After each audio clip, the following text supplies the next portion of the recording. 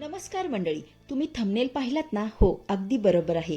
आज आपण ना तेलाचा जरा देखील वापर न करता चक्क पाण्यामध्ये शेव बनवतोय. आता तुमच्यापैकी बरेच जण असतील की त्यांना तेल वर्ज्य आहे, म्हणजे तेलात तळलेले पदार्थ चालत नाही. म्हणूनच आज मी तुमच्यासाठी खास हा पाण्यातल्या शेवेचा झणझणीत, चटपटीत, चवीला अफलातून पदार्थ घेऊन आली आहे. रेसिपी आवडल्यास एक लाईक नक्की करा. चला तर मग वेळ न घालवता लगेचच रेसिपीला सुरुवात करूया. सर्वात अगोदर गॅसवरती मी लोखंडी तवा ठेवून घेतलेला आहे. आता यामध्ये घालूया 7 ते 8 हिरव्या मिरच्या. वरनं ना थोडंसं तेल घालायचंय. ह्या मिरच्या आपल्याला मस्त अशा डाग पडेपर्यंत भाजून घ्यायच्या.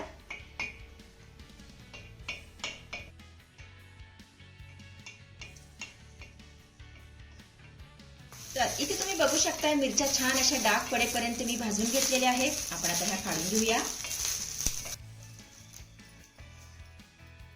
एक छोटी वाटी किसलेलं सुकं खोबरं आपण यामध्ये घालूया. हलक्या सोनेरी रंगावरती हे खोबरं आपल्याला छान असं भाजून घ्यायचंय.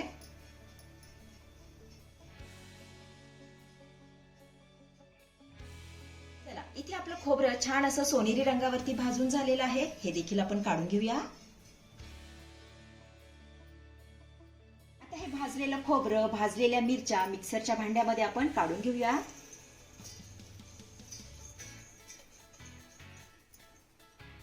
यामध्ये घालूया 10 ते 12 लसूण पाकळ्या, अर्धा इंच आलं.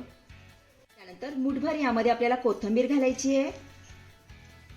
त्यानंतर यामध्ये ना आपल्याला थोडंसं पाणी घालायचंय आणि याचं मस्त असं बारीक वाटण करून घ्यायचंय. चला, इथे तुम्ही बघू शकता आपलं हे वाटणही करून तयार झालेलं आहे. आता हे वाटण देखील मी थोड्या वेळासाठी बाजूला ठेवतेय. आता गॅसवरती मी कढई ठेवून घेतलीये. यामध्ये घालूया अर्धा चमचा तेल. त्यानंतर पाव चमचा जिरे यामध्ये घालूया. जिरे आपलं चांगलं फुललं की यामध्ये ना आपण 2 ग्लास पाणी घालूया.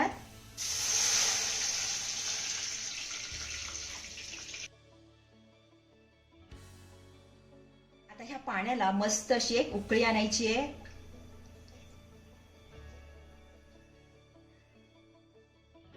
आपल्या ह्या पाण्याला चांगली उकळी येते तोपर्यंत आपण एक मिश्रण तयार करून घेऊया. त्यासाठी काय केलंय, 1 वाटी इथं मी बेसन पीठ घेतलेलं आहे. आपण आता हे काढून घेऊया. त्यानंतर यामध्ये घालूया चवीपुरतं मीठ, पाव चमचा हळद, अर्धा चमचा लाल तिखट, पाव चमचा ओवा. त्यानंतर अर्धा चमचा यामध्ये आपण तेल घालूया. आता काय करायचंय, हे सर्व साहित्य आपल्याला चांगलं एकजीव करून घ्यायचंय. हे छान असं मिक्स करून घेऊया.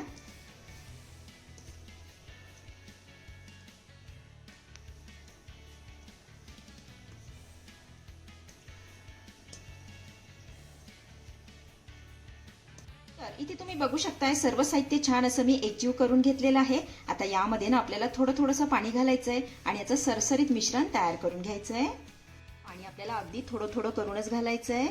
हे छान असं मिक्स करून घेऊया.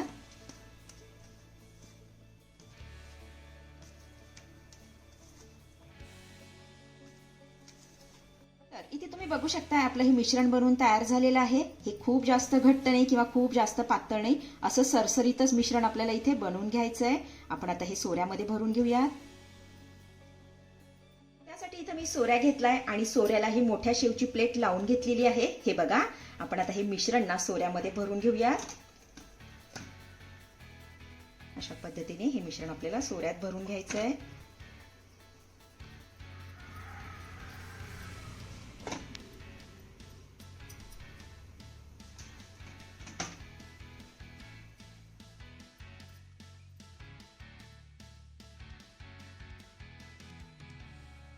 तर इकडे आपल्या पाण्याला देखील छान अशी उकळी आलेली आहे. आता यामध्ये ना आपल्याला शेव पाडून घ्यायची आहे.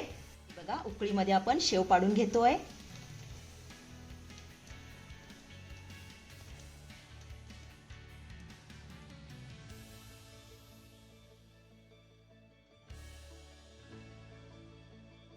उकळीमध्ये शेव पाडून झाल्यानंतर ही शेव ना आपल्याला हलवायची नाहीये बरं का. 2 मिनिटं आपण हिला अशी शिजून देऊया. 2 मिनिटांनंतर ही शेव ना आपल्याला हलक्या हाताने अशी हलवून घ्यायची आहे. हे बघा,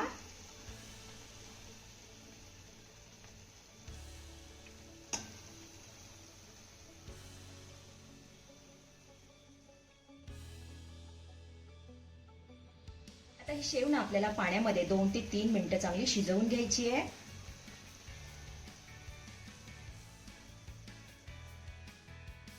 तर इथे मी ना ही शेव 2 ते 3 मिनिटं चांगली शिजवून घेतलेली आहे. झाऱ्याला देखील छान अशी कडक लागतेय. हे बघा. आपण आता गॅस बंद करूया आणि ही कढई ना थोड्या वेळासाठी बाजूला ठेवूया. त्यानंतर गॅसवरती मी पुन्हा दुसरी कढई ठेवून घेतलेली आहे. आता यामध्ये घालूया 1 ते 1.5 चमचा तेल. त्यानंतर यामध्ये घालूया अर्धा चमचा मोहरी. मोहरी आपली चांगली तडतडली की एक बारीक चिरलेला कांदा यात घालायचा आहे. आता हा कांदा ना चांगला मौसूद होईपर्यंत परतून घ्यायचा आहे.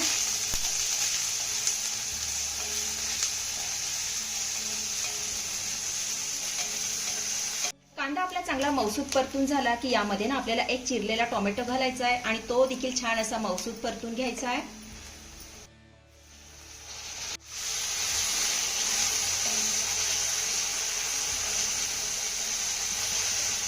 चला, इथे आपला टोमॅटो चांगला मौसूद परतून झाल्यानंतर यामध्ये ना आपल्याला मगाशी तयार केलेलं वाटण घालायचंय.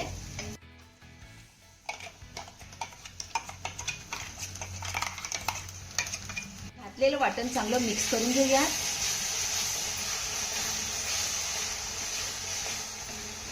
तर इथे आपलं वाटण चांगलं मिक्स करून झालेलं आहे. आता यामध्ये ना आपण काही मसाले घालूया. अर्धा चमचा यामध्ये आपल्याला काश्मीरी लाल मिरची पावडर घालायची आहे. अर्धा चमचा धनेपूड, पाव चमचा हळद, सोबतच पाव चमचा यामध्ये आपण गरम मसाला घालूया. आता काय करायचं, हे सगळे मसाले आपल्याला 1 ते 2 मिनिटं चांगले परतून घ्यायचे.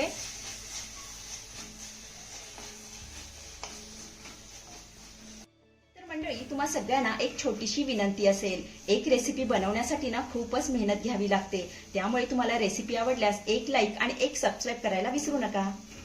तर इथे मी ना 1 ते 2 मिनिटं हे मसाले चांगले परतून घेतलेले आहेत. आता यामध्ये ना आपल्याला छोटं अर्धा ग्लास पाणी घालायचं आहे. छान मिक्स करून घेऊया.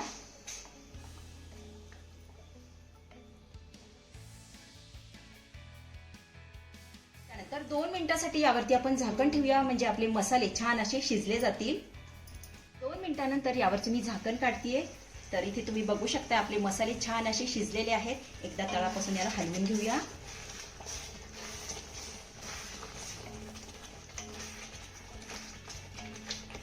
आता काय करायचं, यामध्ये ना आपल्याला शिजवलेली शेव घालायची आहे.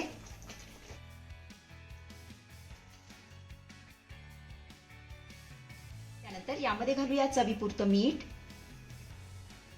छान मिक्स करून घ्यायचं आहे.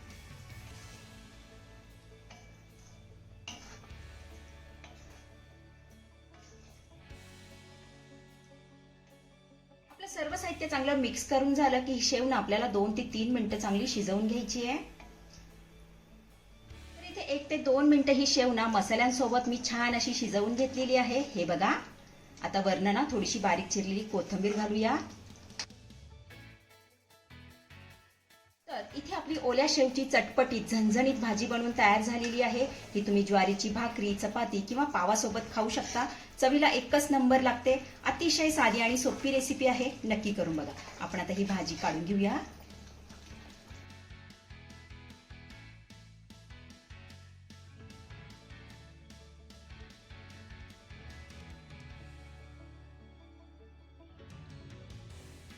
तर मंडळी, कशी वाटली आजची रेसिपी? आवडली आहे का तुम्हाला? आवडली असेल तर लाईक करा, शेअर करा, सबस्क्राईब करा आणि हो, शेजारीच असलेलं घंटीचं बटन दाबून ऑलवर क्लिक करा, जेणेकरून माझ्या येणाऱ्या नवीन नवीन रेसिपींचं नोटिफिकेशन सर्वात आधी तुम्हाला दिसेल. धन्यवाद.